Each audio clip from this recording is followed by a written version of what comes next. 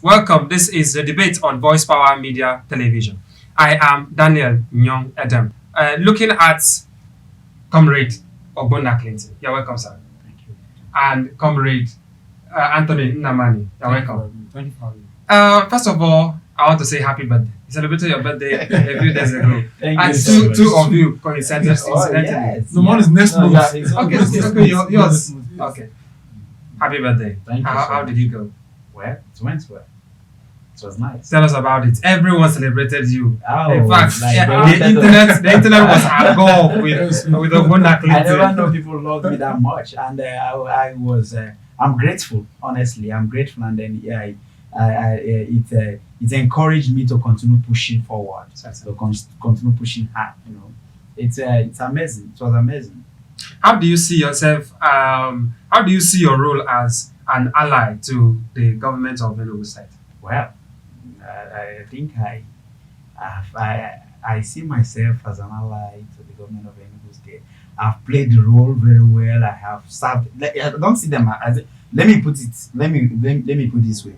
I don't see them as. I don't see the government of Enugu State. I'm not an ally to Enugu State government.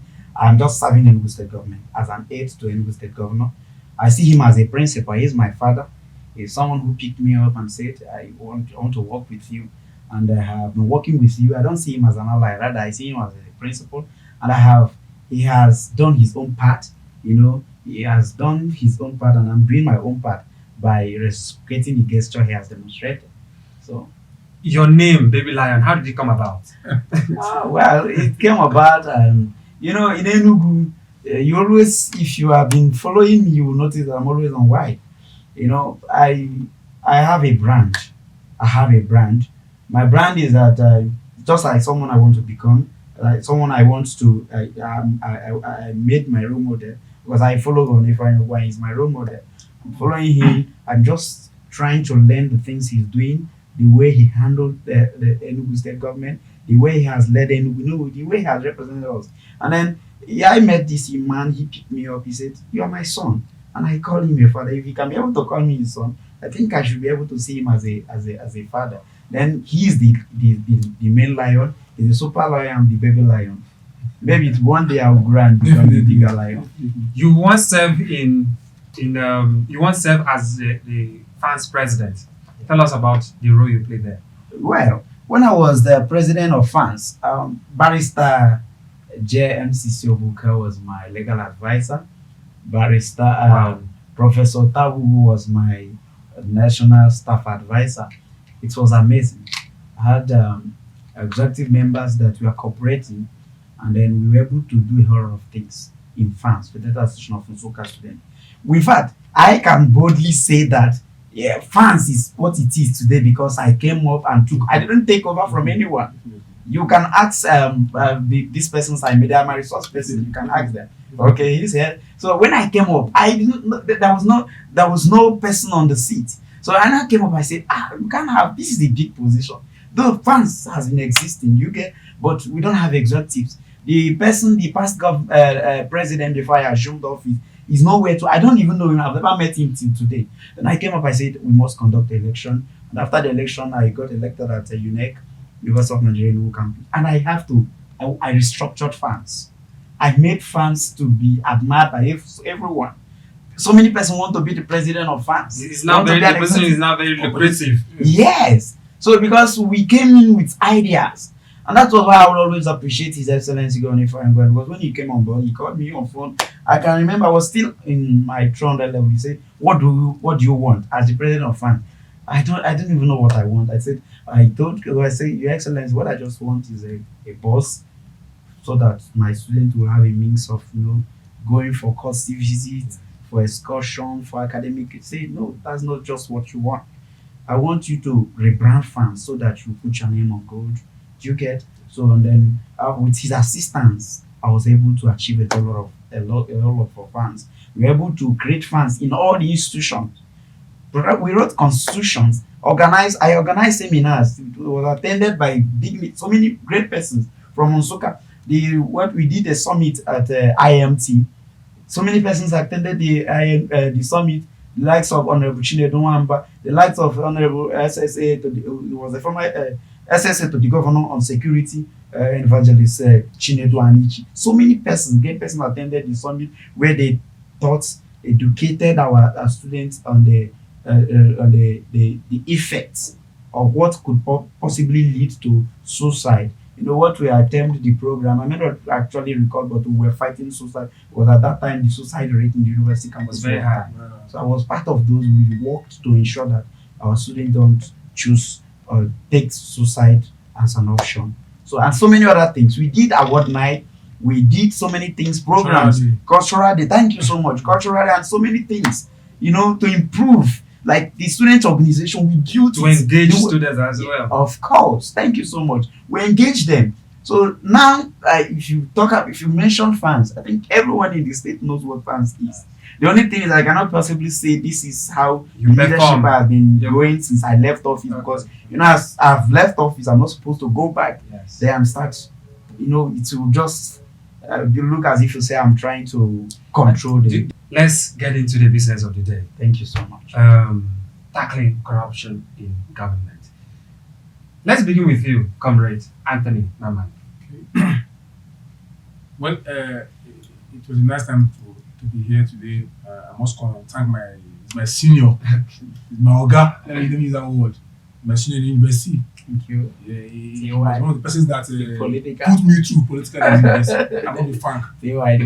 One of the persons that put me through my first years, they guide me politically to stage. You're a great man. I must be thanked.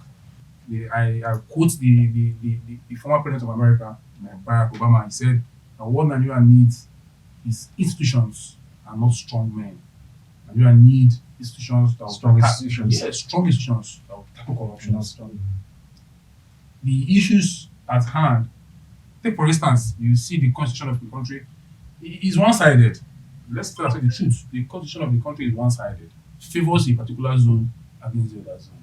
And this is one of the issues that have been causing the crisis we are having in every sector. The petroleum sector the other day, you see what the government is doing, paying huge amount of billions of naira in the name of subsidy. You can imagine with a lot of resources we have in the country cannot even fund a refinery. We have about 4 refineries in this country, and none of them is working. We have in Kaduna, we have in Rivers, we have in Lagos, and maybe in Calabar, if I'm not mistaken. These are the issues we are talking about.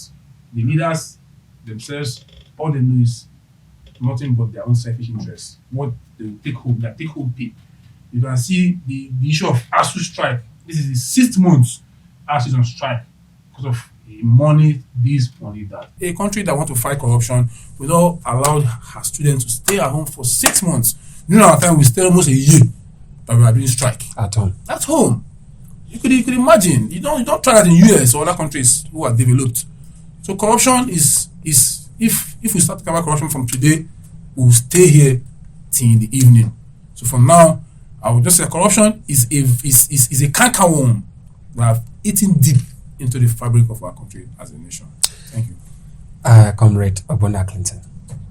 Well, like my friend here, Comrade TY, the political, like he just said, corruption is like I call it the genesis of our problem in this country.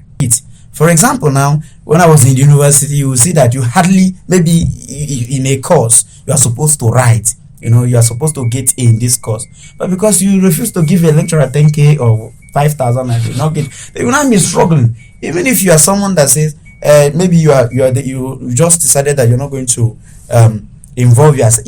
It's corruption. For you to pay 5,000 naira for to get additional mark is corruption. So if my sex for grade as well. Yes. So if my colleagues, if they are getting A's, and because I feel that I'm not corrupt, and then I don't want to involve myself in corrupt practices, and then I get F, don't you see that I'm being cheated? Because of that, I may be forced to, start involving one thing or the other. Before you know it, that's why I see it has become our culture. Someone who is carrying a very beautiful guy will tell you, "Come fast." Yes. Then you give him 200 naira. You will not fight corruption from that side. You have to start from the top, then to top. General Muhammadu Buhari ousted Shehu Shagari, and between 1983 to 1985, he was also accused of corruption. Well, short. the issue of Buhari, I don't know what to even say. Buhari issue. It is only in Nigeria that we keep on recycling old leaders.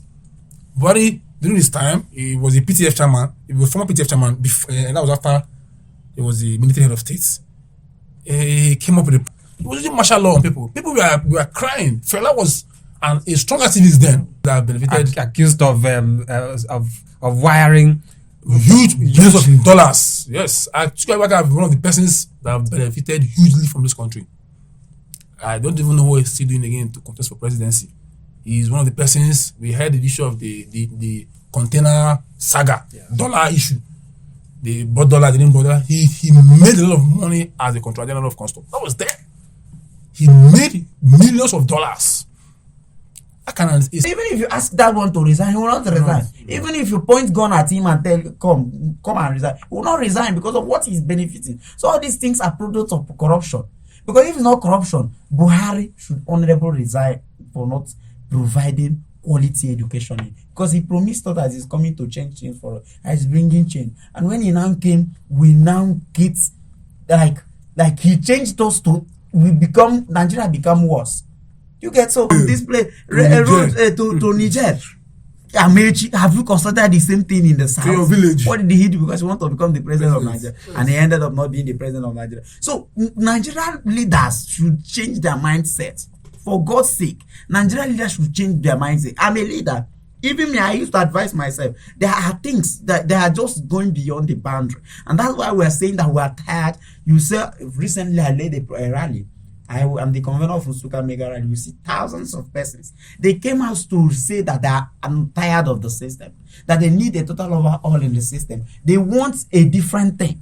We are not vice chancellors. Start paying them. Start doing something that when they now see that the presence of federal government is now they're now feeling the presence of the federal government is in all the universities. They will say, okay, these people are now understanding us. Let us suspend this strike. Do you get? But the government is not even ready. I think they are just making promises without doing anything. And then now the last story what they are saying yesterday is that they are not going to pay them for not working for 6 months. Someone you employed, did you give him another job? Is he not on contract basis? Why will you not pay them? So the lecturer should die because ASU told them to wait. They thought that they would negotiate for them.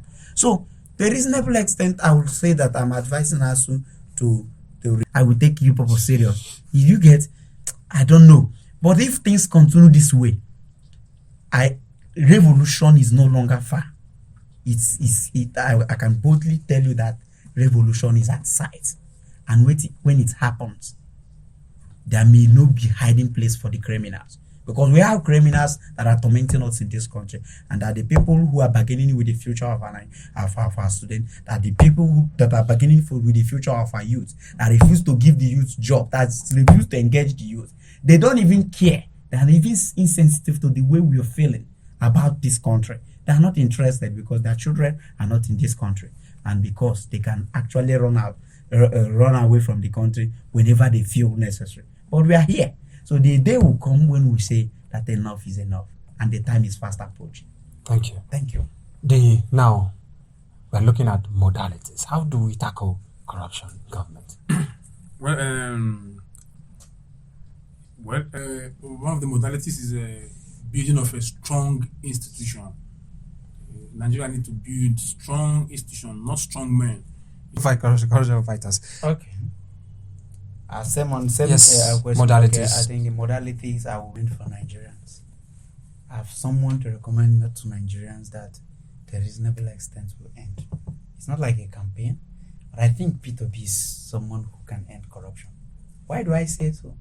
I'm recommending P2B as someone who will end corruption in Nigeria because he's someone he did it in the past.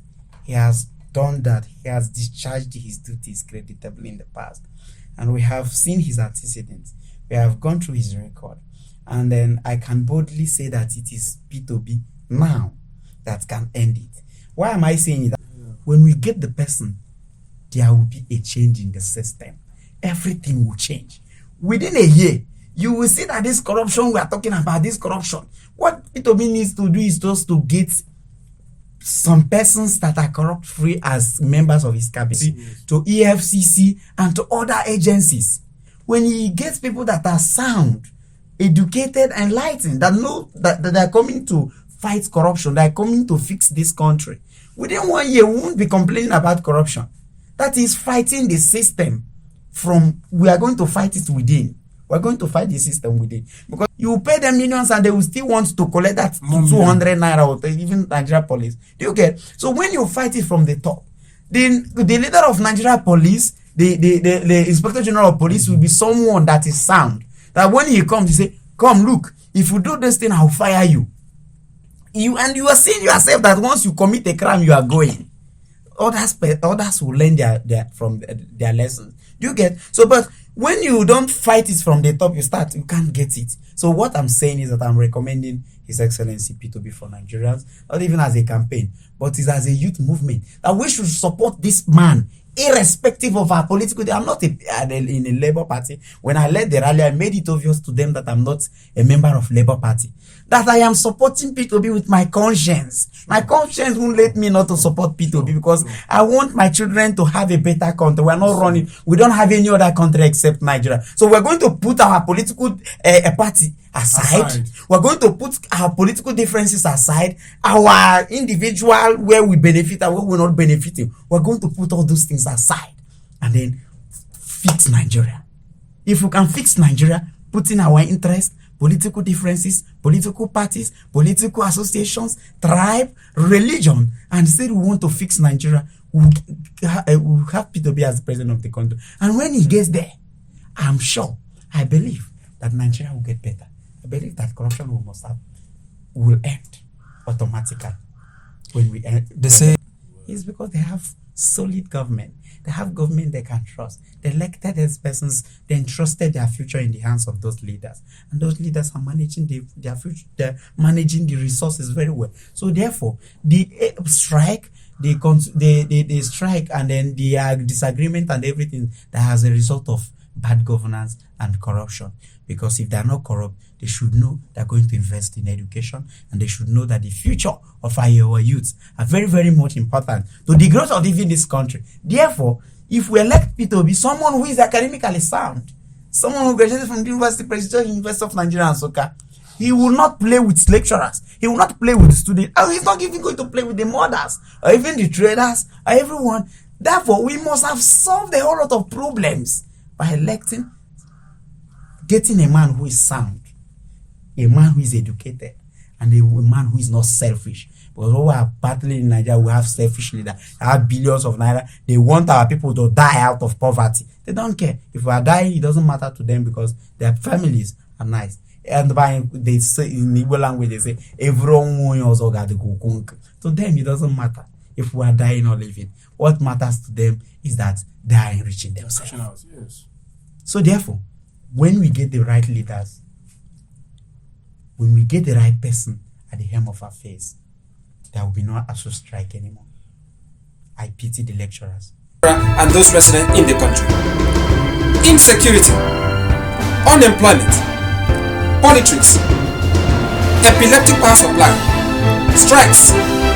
We render an expose of the malfeasance of the past, the inadequacies of the present, and the disease of the future.